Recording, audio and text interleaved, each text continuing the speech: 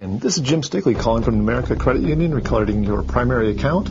When you receive this message, could you please give us a call back? Jim Stickley isn't from America Credit Union, and there's nothing wrong with these people's accounts. Jim and his company, TraceSecurity, are testing a common identity theft scam called Vishing. You leave them a message. Tell them you're calling from a financial institution. Recently, we were working with your account, and we found an anomaly, and we need you to call us back to work this thing out. Call us at our 800 number. That 800 number doesn't go to a financial institution. It forwards to Jim's cell phone. People seem to believe that if I'm calling an 800 number, it must be something legitimate. In reality, you can get an 800 number for $10 a month. Once they call us back, we're going to go through the whole scenario, pretending that we're making them validate who they are. Scammers first need only your phone number and the name of your bank or credit card company. They can find that information out pretty easily. To the bad guy, a dumpster isn't just a garbage can. It's a potential treasure trove of information. Something as simple as a discarded Post-it note with a phone number scribbled on it is just like gold. Jim showed us by going to a financial institution we won't name and inspecting their dumpster, finding very promising leads. This is a perfect one. I've got a phone number. In this case, I got a phone number with a name right there and an address right there. I've got two phone numbers actually and a name. I've got two names actually. But for this unscientific experiment, Jim worked with Numerica Credit Union to test their customers, seeing if they would be susceptible to this type of scam. We have to make sure that our members are educated and they know what to look for so they don't fall victim.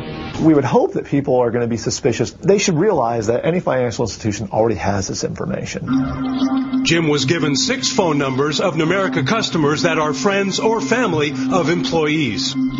Then, from a hotel room, Jim began making phone calls with only his cell phone, the list of phone numbers, and a script sounding official. This is Jim Stickley calling. Reference ID number is regarding your primary account. When you receive this message, could you please give us a call back, toll-free, 1-877. Then he waited to see how many people would believe his ruse and call back.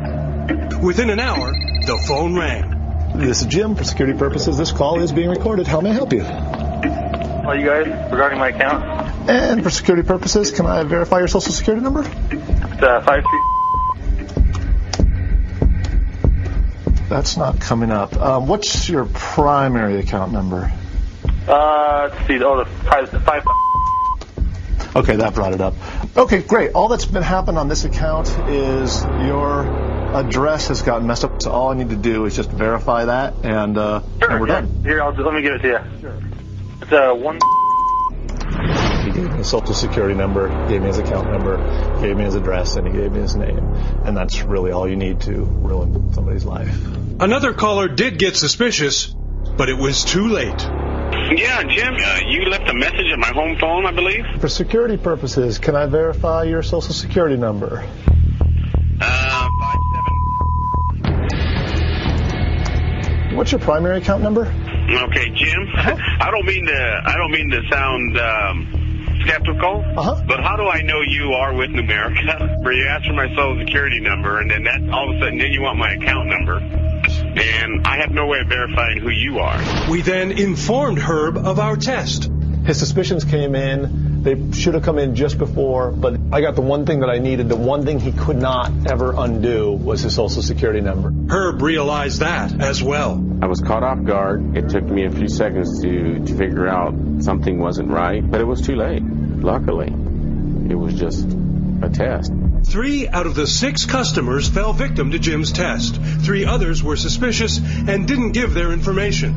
A 50% success rate for a potential crook. An organization can spend so much on the security of an internal system, but the more dollars they spend on the education of the consumer, the higher success rate that we're going to have of stopping these types of scams. And it always comes back down to just awareness. And, I'm not teaching somebody how to break in. I'm hopefully teaching people how to protect themselves from that person that might be trying to break in. For today, Kevin Tibbles, NBC News, Chicago.